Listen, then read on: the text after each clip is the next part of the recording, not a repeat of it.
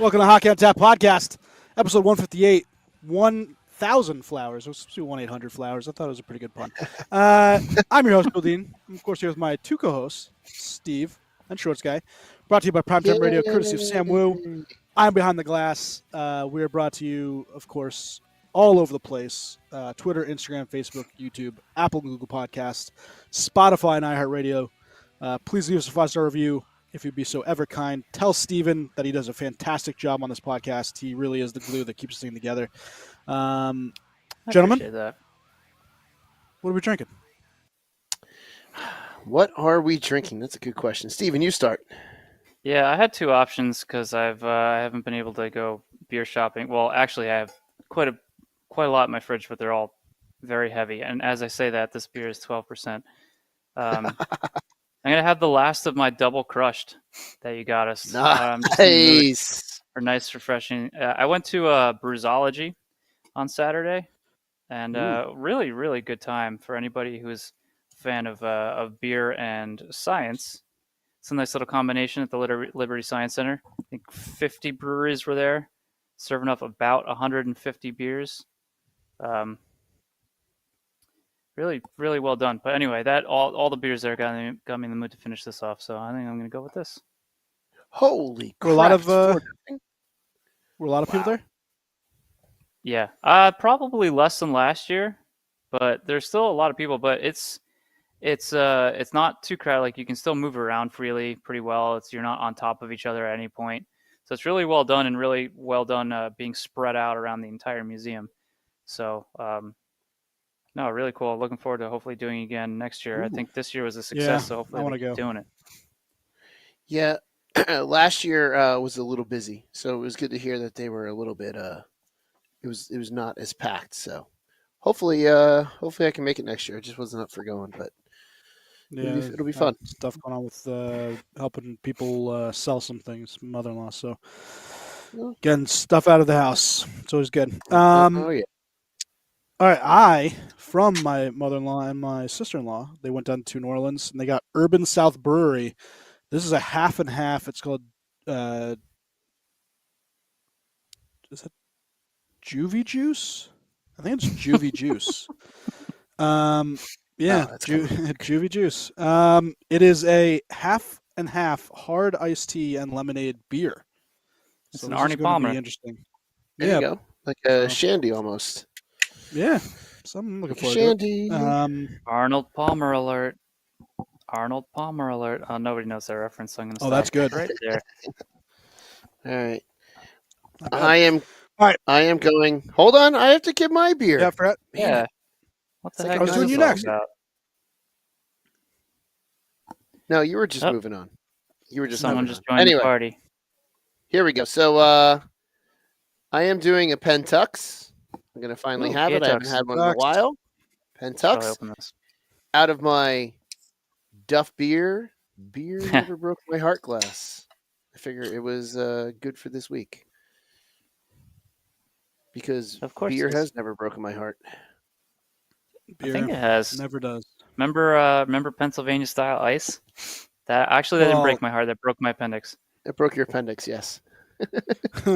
Yeah, that's a little bit different. Oh boy. Oh yeah. All right, let's go what's on tap for today's episode. Here's our weekly snapshot. We're watching actually the Rangers and Calgary. Not knowing for kind of not thinking about it, but Calgary 4-game winning streak. They've actually done pretty well since the the start of the season after the All-Star break. And Elliot Friedman came out. Yep.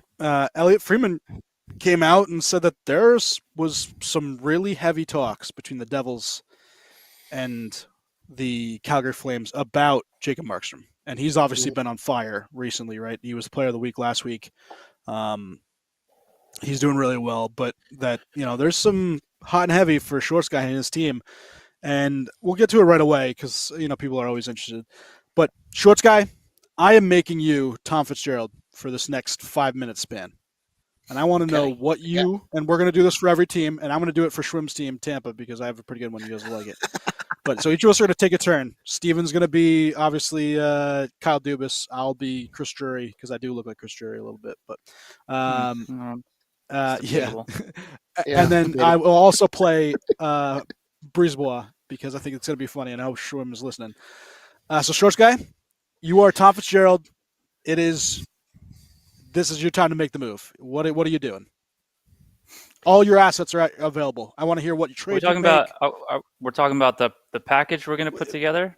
Well, no, I'm talking about what you would do as the GM coming up trade deadline.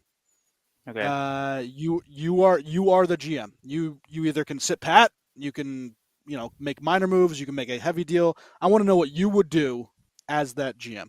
You have all the resources to your disposal. So, I'd make a move to solidify the D. That would be my first move. Let's hear it. I want to hear what you want. Solidify the D. Man, give me names. I guess the best I'm a one fan. that I want to hear. Yeah, I know. Hannafin would be my best bet. Okay. To bring him in, but I know that with Calgary, like you said, on a hot streak right now, they're not going to give up any important pieces in order to playoff speed. With playoffs right there. But I would absolutely love to bring in Hannafin. But as far as who I would let go, that's a tough one because we have a lot of great prospects that could turn into something really good down the road. And it's one of those things. Do you upset the apple cart now and for a possible Stanley Cup run, or do you kind of stand pat? So that's kind of where you would stand there.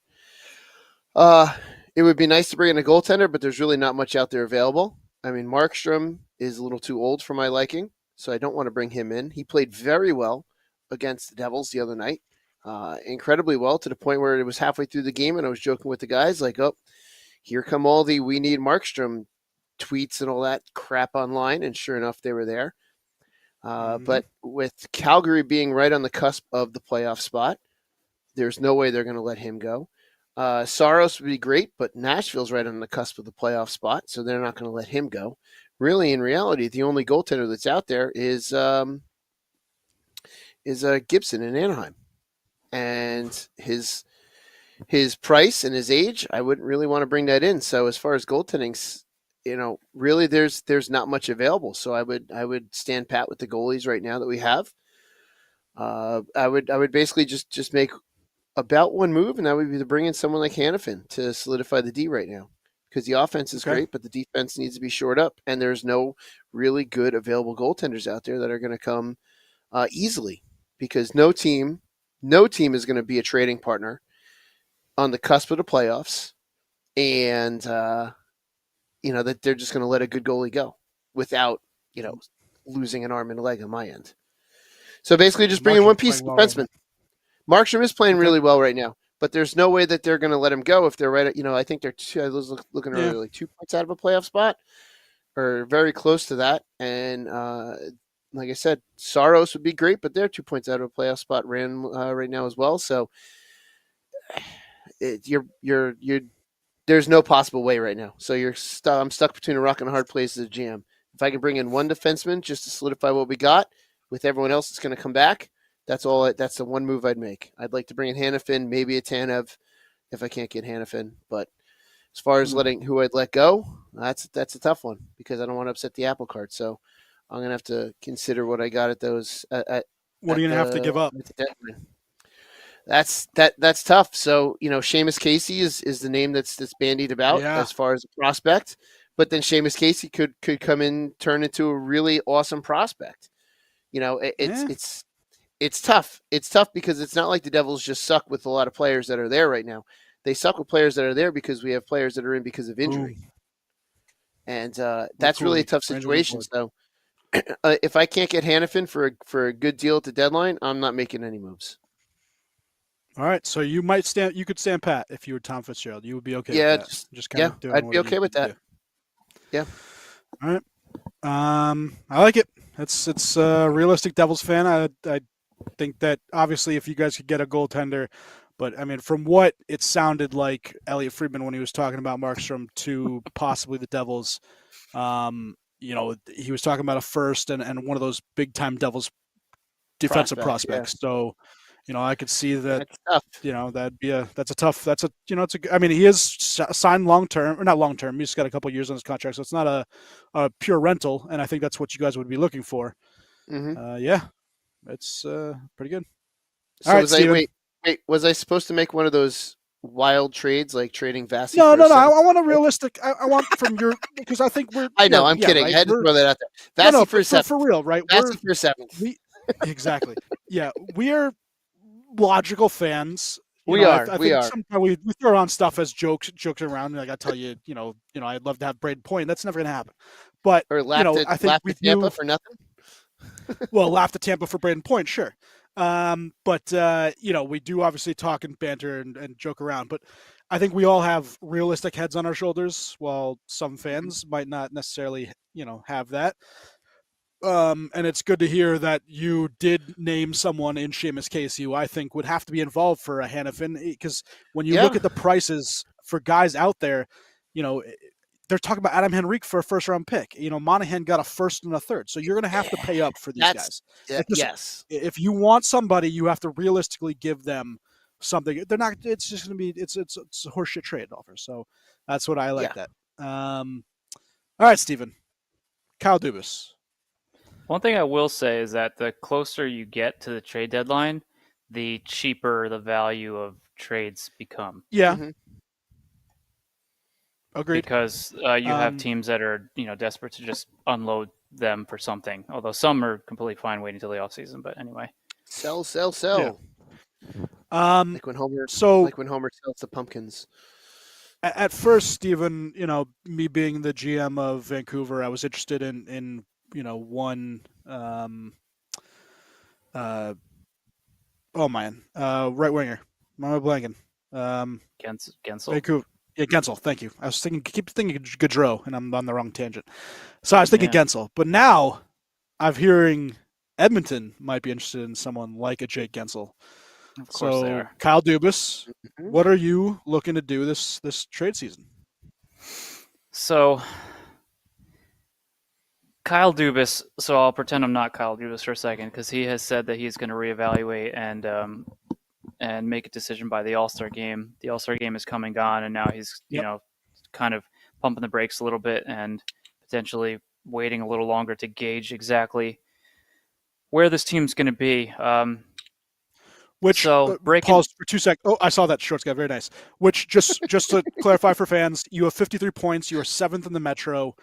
You're only 3 points back of the Islanders for 4th, but 62 points is the Philadelphia Flyers. So you're 9 off of them, and that's realistically where we think that teams need to be in order to make the playoffs, considering that the Atlantic is much better. Sorry, go ahead. So 7 points out of wild card, 9 points out of behind the Flyers. 3 games in hand on the Flyers, 2 games in hand on Detroit. So ground could be made up there in the games in hand, and then you can kind of realistically see what kind of points they need to, or what kind of ground they need to make up as far as winning and other teams losing, getting some help.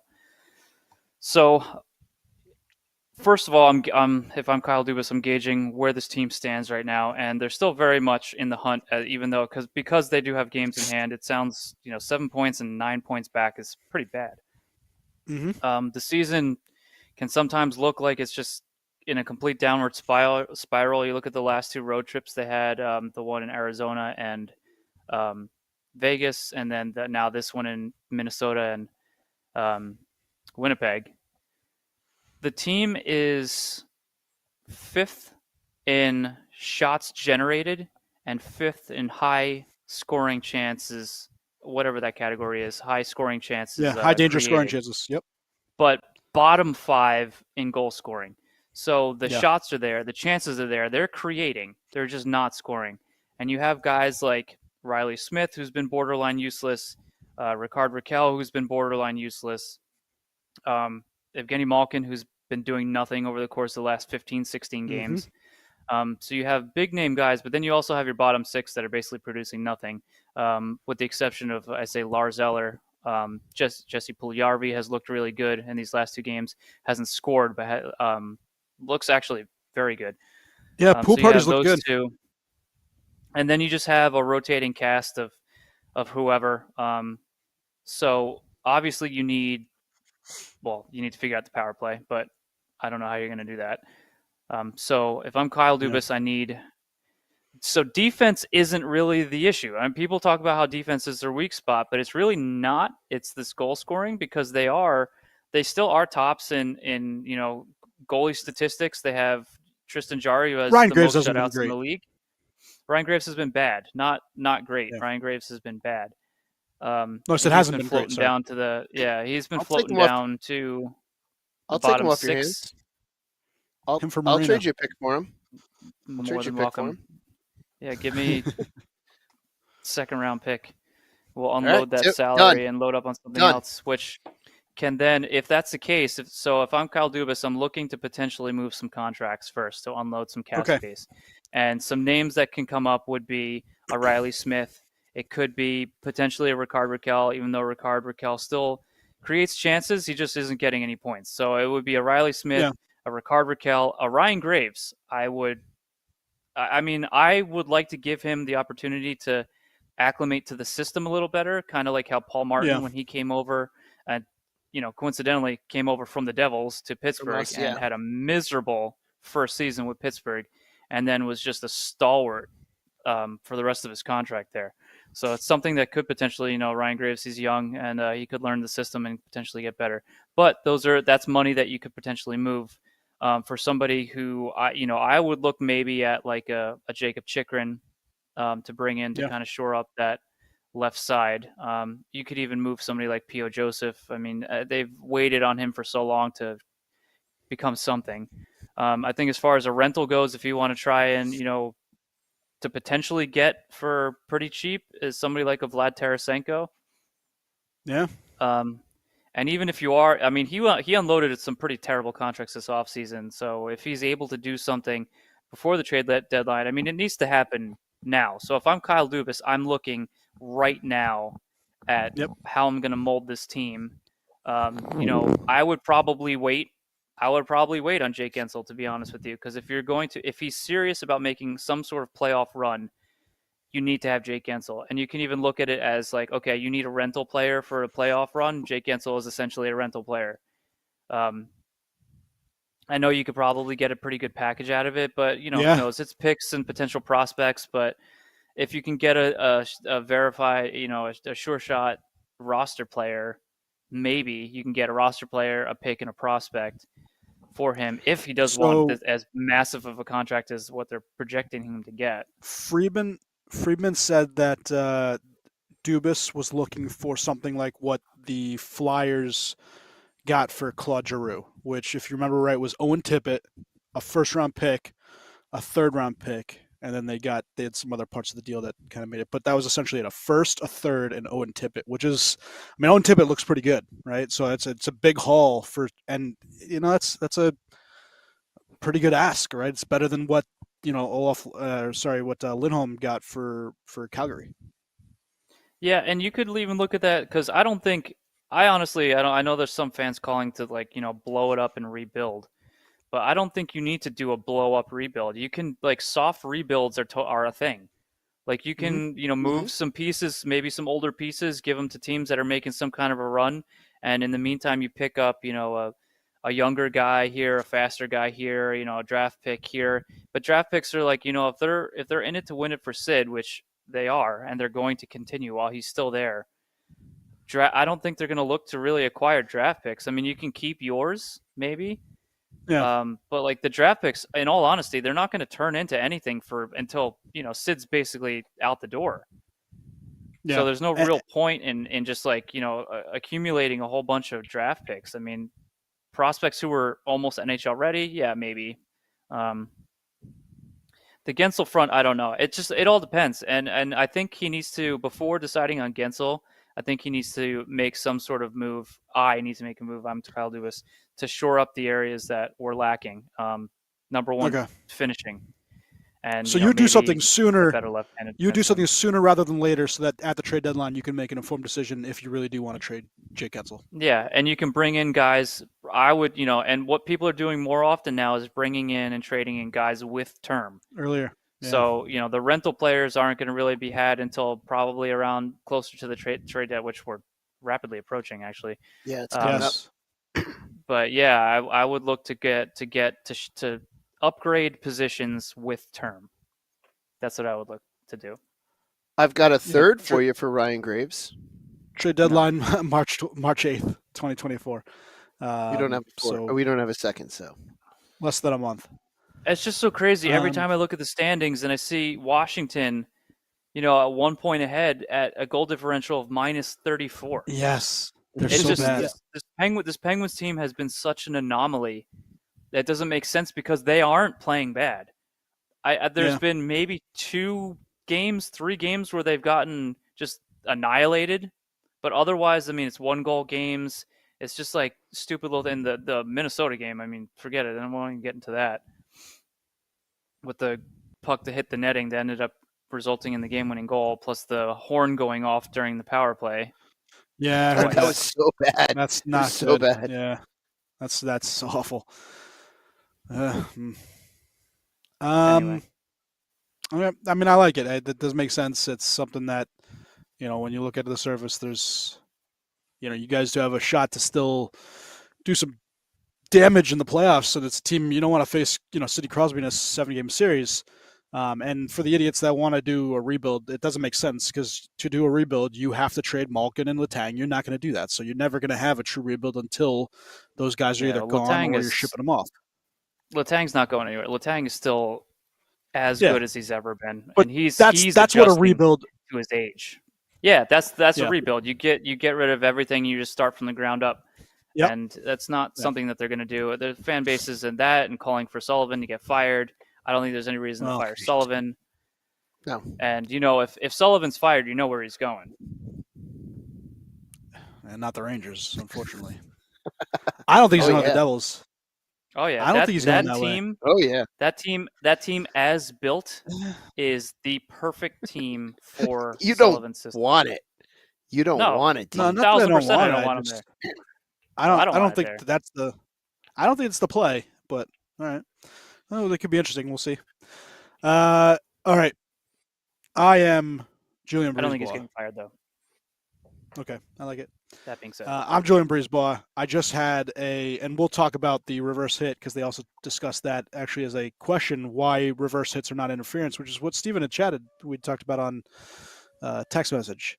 Let's do that real fast. So Freeman was asked the question, why is reverse hit not an interference? And it actually stems back from when, before once obstruction had been taken out prior to the lockout, this was a way for defenders to defend themselves a little better from guys flying in and wrecking them. So they kind of just left that as a play where, you can hit back if you're about to get, nailed, and that's a legal play according to the NHL. So while it should still technically be interference, which is what I think Steven's point was, that's just the how it's gone. And unfortunately, Mikhail Sergachev got hurt and looks like a long-term knee injury. He did have surgery. Leg. Oh yeah, broken leg. So probably better than. But so he's on IR. Tear. And it's broken leg can heal much better. But it's unfortunate because he has been their best player, one of the best defensemen this year.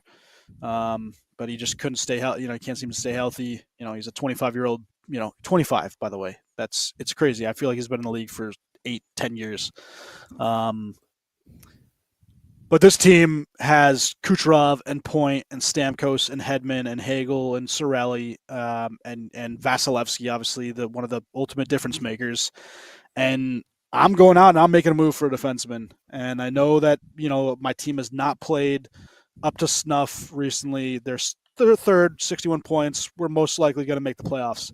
But this is a team with an aging core. We do have Stammer, who is I'm talking like over there. We do have Stammer's 34, right? We have Kuch is 30, Vasilevsky's 29, Hedman's 33. So I'm going out, I'm making a move, and I'm going to deal first, like I always deal first, because to me, picks at the back end of the first. I thought they had no first. I thought they had no first. Wait, for hold the on. next Do we not have a years. first? Am I talking about? I don't think there's a first this year. Julian I don't think so.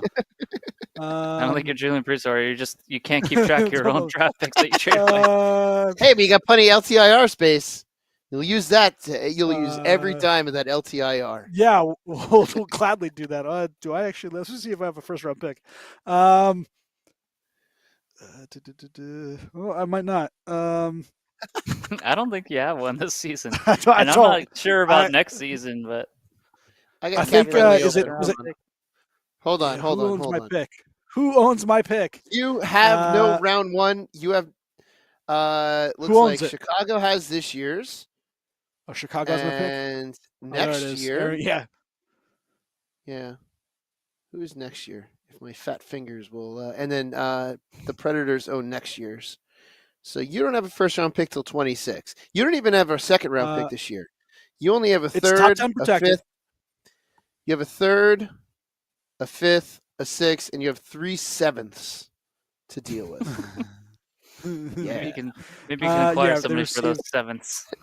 Apparently, you know what? I'm still paying off the Brandon Hagel trade. That's what it is. I'm still paying off Brandon Hagel. Yeah. Hagel and laugh for a seventh. Yeah, Hagel and Janot. I'm still paying my my King's ransom for those guys last time. All right, well, let's go back to the board here. Hell, you can who can I trade? The 26 pick. 26 first round. Yeah, true. Yeah. I got a first round pick somewhere around there. I also have, a defenseman, Darren Raddysh. 26.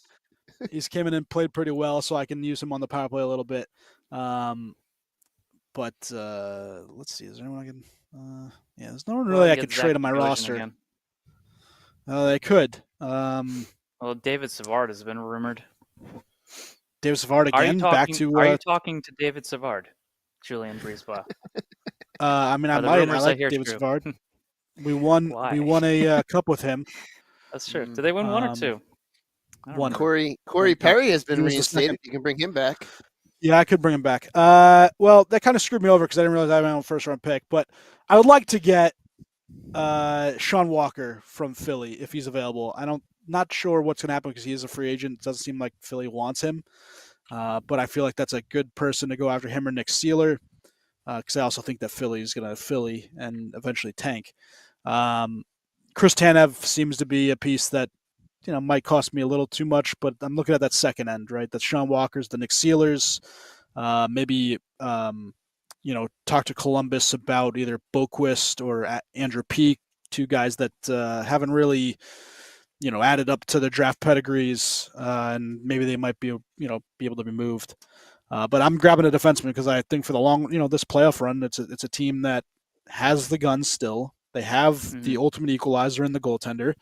And I know we just lost our top defenseman, but we still have guys that can win a championship and know how to win a championship, and they're playoff proven. So that's what I'm going to do. You still have Victor Hedman, and Victor Hedman, going in on that power play is no slouch. So I'll trade you a first for Vasi. Nah, I'm not going to do it.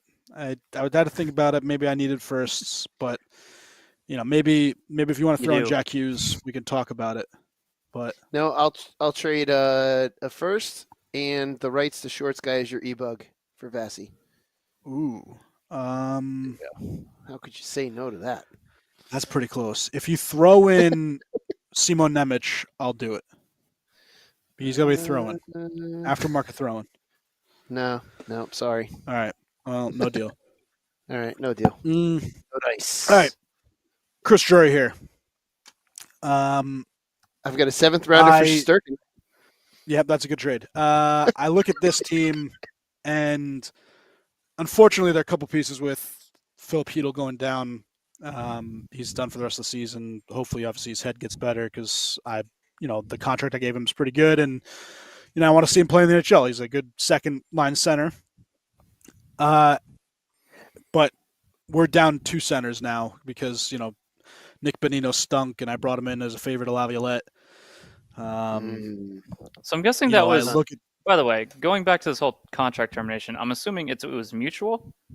Yes, I think so. I think from what I heard, what rumors are, is that Laviolette, was not happy about doing this. He didn't want to do this, but he's the one that understands that, unfortunately, Nick Bonino he's not the player that he used to be, right? Steven, you've said this. He's not great, right? So I think he talked with them, and they both agreed, maybe it's just a better thing for him to try to, catch on somewhere else and get an opportunity, because he was just going to be buried in the AHL, and they really just didn't think that it was good for him. Well, no, I don't think he could go to the AHL if they waive him. He doesn't have a no movement. Yeah, but I think he has a 35 and over contract. Yeah, but I thought you could go to the AHL if you, well, maybe because he said he didn't want to. I think you still can go at 35, but maybe it's you have to agree to it. I gotta look more at the specifics. Yeah, I thought that 35 and older they have. He has to want to go. Yeah, something. Yeah, there's something there. Yeah, he used to give the okay to go down. Yeah. But listen, I look at this team and I do think that we can compete. Whether or not we're true contenders, if we play like we did in the first half of the season, I think we are. But losing a key center and now I'm relying on really two guys and someone in Mika Zibanejad who's been, other than scoring the game-winning goal, outright bad. I need to get these guys going. And I look around and, one of the better moves I made was Frank Vetrano. I bought him in for a 4th-round pick. He immediately, helped make that one line, him, Kreider, and Zibanejad. Yeah, he should have stayed. Maybe I made a mistake on that one. I agree. Maybe bringing in someone like him. But now I'm going to have to pay a premium for him, right? It's going to be a 1st-round pick. Yep. It's going to be something that, I'm not going to want to swallow. He's got another year on his deal. So maybe if Anaheim wants to take half the contract and I give him a 1st, okay, maybe we can chat about it. But I need a right winger, and I'd rather get that than a center. I think that Johnny Brodzinski can do enough as a 3rd, 4th line center to get us there. But the main focus is getting my top 6 rolling and getting my goaltender, all-world goaltender, who has kind of just had a little snafu this first half of the season. I need to get his head back in there, and I'm using Jonathan Quick a little more to kind of give him some space and some, ability to get back to what he is. But I need those guys to get going, and to do that, I need a right winger. I need someone that has speed, someone that can create, forechecking. And while I love Vetrano, 1st-round pick, I don't want to pay the price. Also, my owner thinks that for some reason he wants to be involved in the Sphere in Las Vegas for the draft, and I have to use my 1st-round pick on some crappy kid that after 20 the ranks go way down. Where if you don't have a top 20 pick, it's pretty much useless in this draft. My owner's a dickhead, so I'm gonna have to do what he asked me to do. James Dolan is an idiot. Have you learned from last season that the shiniest object out there on the shelf is not the best choice all the time? Not the best choice. No. He really wasn't a very shiny object, though. He was. Who? We're talking about Kane? Patrick Kane and Vlad Tarasenko? Well, Kane, they got a little bit. I think they got a little bit of a, break cost for him because they, once they got Tarasenko, they were like, oh, we don't need to. So then the cost kind of fell a little bit, and then they made the deal. So I guess so, but. Listen, I got forced by the owner to do it. I didn't want to. No, it wasn't. Yeah, it just wasn't needed, and you gave up. You gave up stuff that you didn't have to give up. And granted, you didn't pay a whole lot for them, but you still gave up things that you didn't have to. It's an asset. You disrupted your system by forcing. Yeah. You had to force guys. I mean, you got those guys are top 6 guys, so you had to. You're forcing guys out of your top 6, which is never great for their morale. But anyway, the kid line. We went to on last season. No, agreed. I'm going back to the well on a run. Yeah, I'm going back to the well on a player that I know pretty well. He was in the system. Anthony Duclair. He's got speed. He does forecheck. He will not cost as much as of a Tony D is available. You can get Tony D or a Tarasenko. I don't want him. I don't want an Adam Henrique because for a 1st-round pick, he plays a 200-foot game, but he's just not the kind of guy that I think makes that top 6 role. So I'm gonna go. I think I'm gonna go after Anthony Duclair, pay a 2nd-round pick with conditions. Maybe go to a 1st if we get to a conference final or whatever they want to do. No defense. You get no defense. No defense, but Zibanejad plays a decent defensive game. He actually got Selke votes last year. Kreider knows how to play defense, so I'm okay. Vetrano didn't play defense. He forechecked a little bit, but he didn't come back and held me there. So, we're maybe more notorious. He is one way and one way only, and he doesn't score all the time. So it's no, he doesn't. I think he's a good player, and he can, I think where was he? He was in Florida last year, right? Yeah, Florida, and now he's in San Jose. Did pretty well, but yeah, you got a nice new white jersey that Tony D may be loving to wear. Yeah. I don't know. But listen, I need something in here that can help me get these guys going. I feel like maybe him or, there's got to be some other right wing options where I could pay for a third or fourth and try to get some, speed in there. Because unfortunately, they don't, Kapakako's not doing it. Maybe in the offseason, I look into him, getting traded. But yeah, we just need to do something. Would you move Kako if you had the opportunity? I don't want to. I don't want to, but I think that they're going to look into it. I think that for some reason, I don't know if it's Panarin, but him and Panarin just don't work well together. And all the underlying metrics have said that Kakko's played really well. He just can't score. But that also is the fault of Kreider and Zibanejad. They can't score either. So you're putting three guys on a line that, haven't gotten the puck in the net. Their number, yeah, exactly. But they're putting the blame on a kid that, when you should really be blaming Zibanejad, who had a shitty playoffs. He came in the beginning of the season, has not scored very well. Kreider's scored, but that's, he only scores goals, and then, the rest of the game is kind of Zibanejad, it's like if he's not scoring on the power play, he's not scoring. Yeah. No, he's been bad. He's been really bad. I feel like unless you've played the game, you do not understand what it's like to be snake bitten like that. Unless you've played the game to some degree, because people will complain, oh, they can't score, why can't they score? If you've never been in that situation where no matter what you do, nothing goes right on the rink, you just don't get it. And I think that's what a lot of a lot of fans are like, oh, why can't he score? Oh yeah, it's like, well, if you've never been there, you don't really get how frustrating that is. Yeah, I mean, it does stem from last year's playoffs where he just played outright bad in that series against the Devils. Zibanejad was nowhere to be found. Fine with me. Fine with me. They're getting frustrated. He's got 16 goals in the season. He's a guy that, should be top, 10, 15 in the league. He's been that good his whole career. Automatic 30 goals. Has been. And 51 games through, he's got 16. Yeah, and he's going to go on a tear, which is what he's, been accustomed to doing. It 5 goals in the game against Philly last year. He scores in bunches. As I said, it's like 5-3. It's multi-goal games that he'll get all his goals, but he doesn't always score all the time. That's kind of been his MO for a while, though. It is. So we just need to get him going. I feel like that's the best bet, and I want to get him, scoring. So I need to find a right winger for him.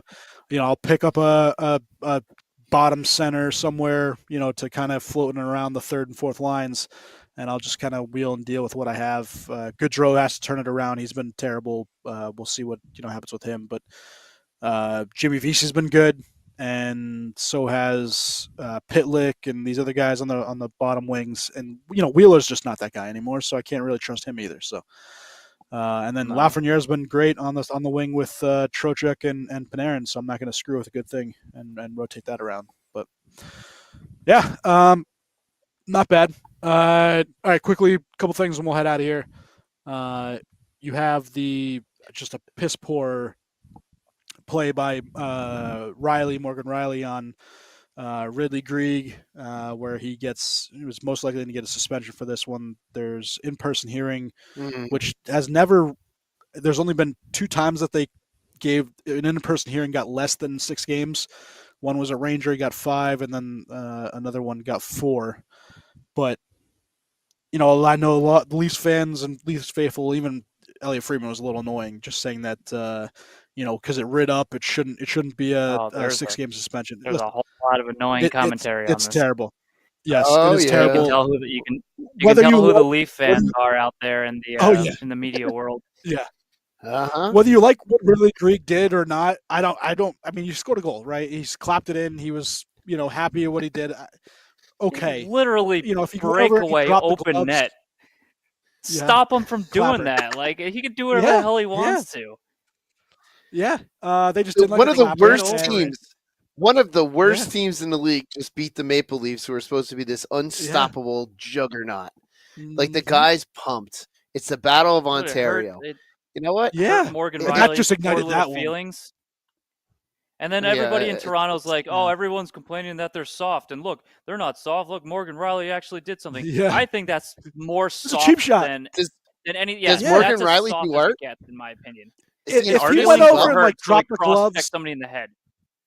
yeah, if he went over and like dropped the gloves and wanted to fight him, I'd give him a little more respect. But instead, he just two hands him to the face, and whether or not rides up a little bit, the intention was still high. Dale Hunter on that's borderline Dale Hunter on who was it? Yeah, I know you're talking about. Yeah. Mm-hmm. It's just like, a guy scores a goal, he's over there celebrating, you blindside him with a blow to the head.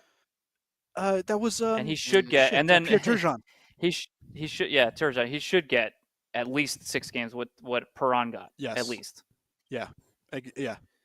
And they're like squeaky clean. Well, Perron was squeaky clean too, so it doesn't matter. It's not even like he's like stood up for a teammate that got a cheap shot or something, and that's like, they're not soft anymore because they're sticking up for each other. No, his feelings were hurt because an empty net goal was scored in a manner which he didn't like.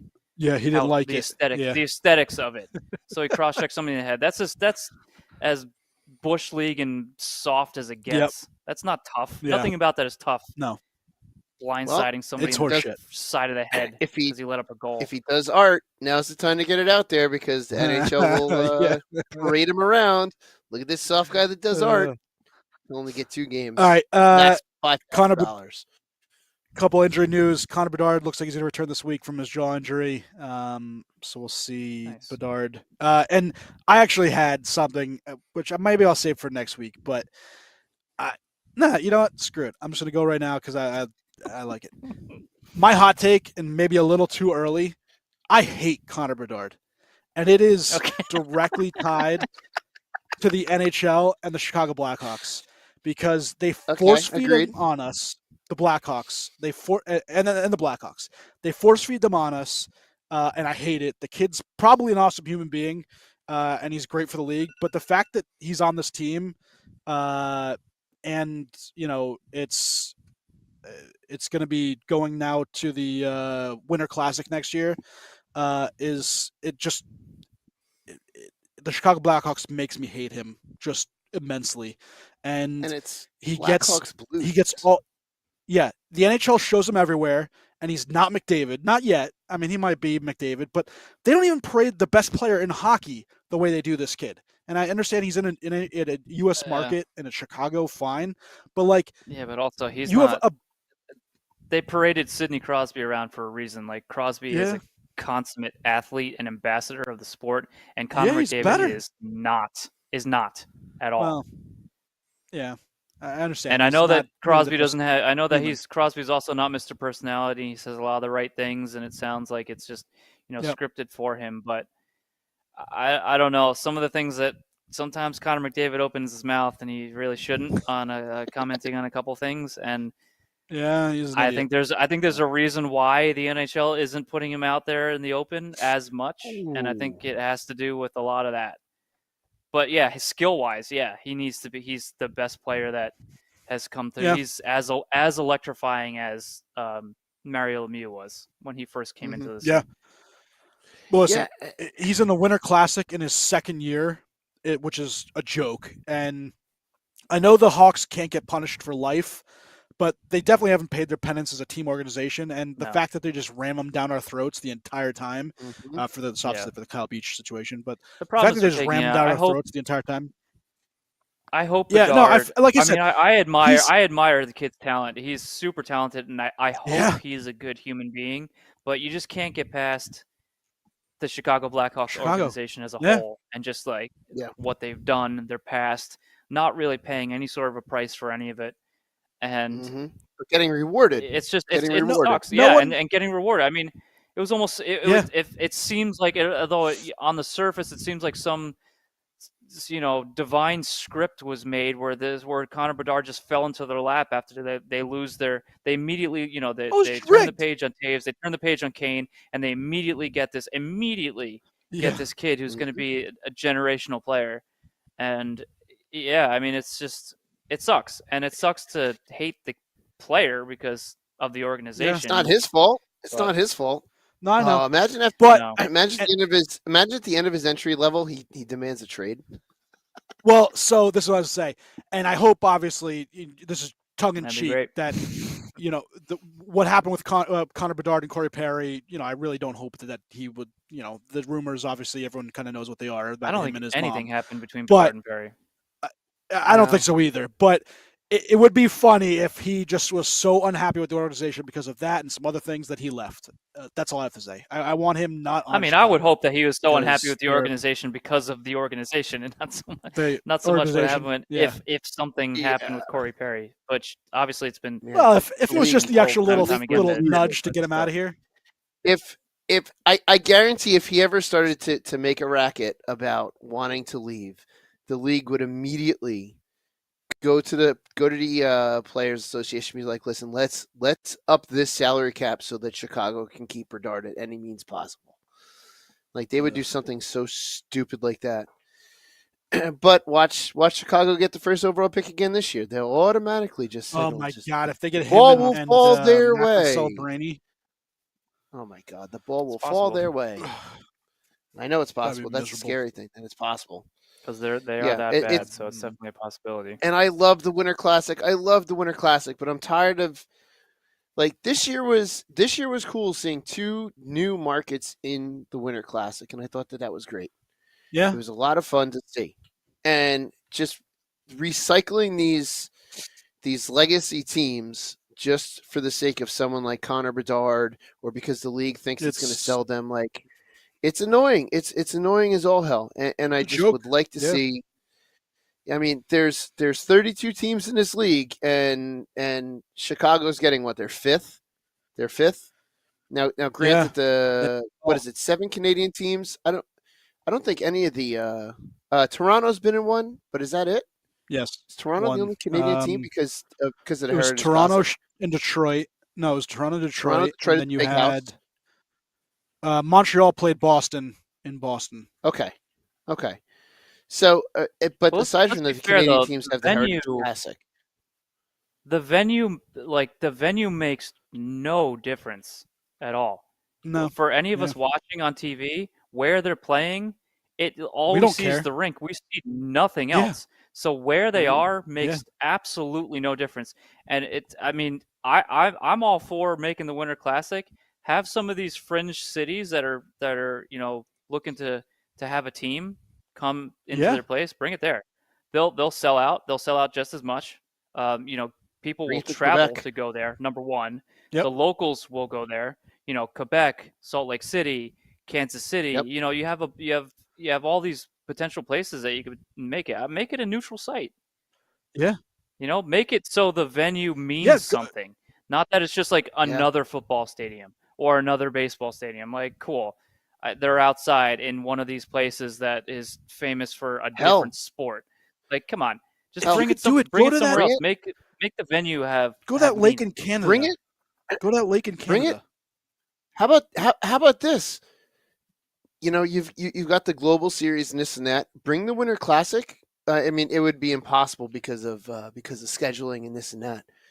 But imagine being able to bring the Winter Classic to a place like, I don't know, Anfield in Liverpool. Bring it there. It would be impossible because the EPL season, it would have to be somewhere in probably the Spanish league or the German league because they have winter breaks. But imagine doing that, a Global Series Winter Classic, somewhere, some iconic stadium. The Camp Nou, I forget what Real Madrid stadium is, but bring it something like there. I know they don't really care about hockey there, but maybe they can at least do something like that. It's something just different. If different, for Spain. Yeah, if they bring it to Spain or a country that there isn't a lot of hockey, I guarantee you there's a lot of locals that are like, hey, let's go check this out. Let's check it out.